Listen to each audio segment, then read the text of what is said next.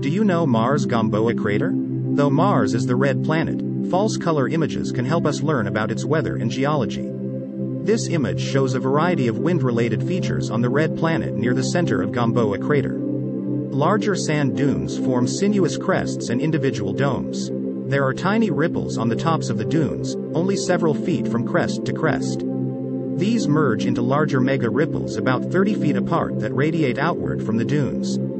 The larger, brighter formations that are roughly parallel are called transverse aeolian ridges, TAR. These TAR are covered with very coarse sand. The mega ripples appear blue-green on one side of an enhanced color cutout while the TAR appear brighter blue on the other. This could be because the TAR are actively moving under the force of the wind, clearing away darker dust and making them brighter.